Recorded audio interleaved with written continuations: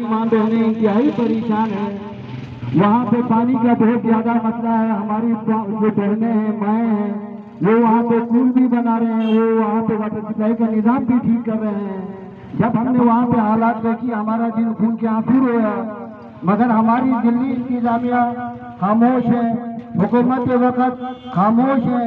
اس time پہ دلی انتظامیہ کو بھی تحفظ میں ہونا چاہیے، حکومت وقت کے منتظمین کو بھی تحفظ میں ہونا چاہیے.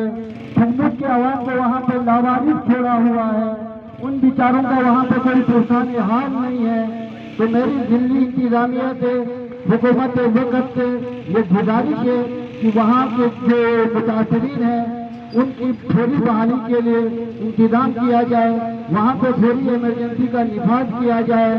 اور ہم اس موقع پہ پاک فوج کے انتہائی مشکور ہیں.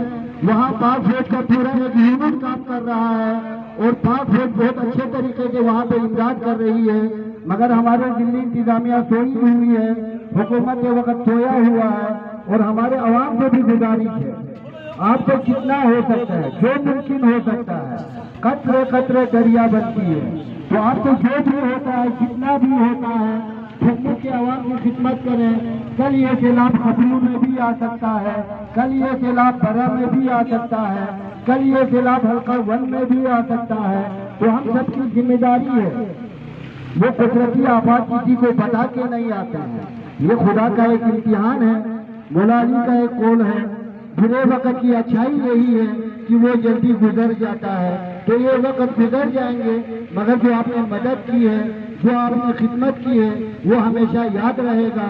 تو چھوڑ کر جموں کے عوام اس وقت انتہائی مجبوری کے عالم میں دن گزر رہے ہیں، وہ بے گھر ہو چکے ہیں، ان کے مال مویشی دکان سارے برباد ہو چکے ہیں. تو اس موقع پہ ہم سب کی ذمہ داری بنتی ہے، دل کھول کے ان کے لیے احتیاط دیں، فنڈ دیں، جو کچھ بھی آپ دے سکتے ہیں آپ کی مہربانی آپ دے دیں. اور باقی NYF کے جو نوجوان ہیں، ذمہ داران ہیں، ان کا تہہ دل سے مشکور ہے.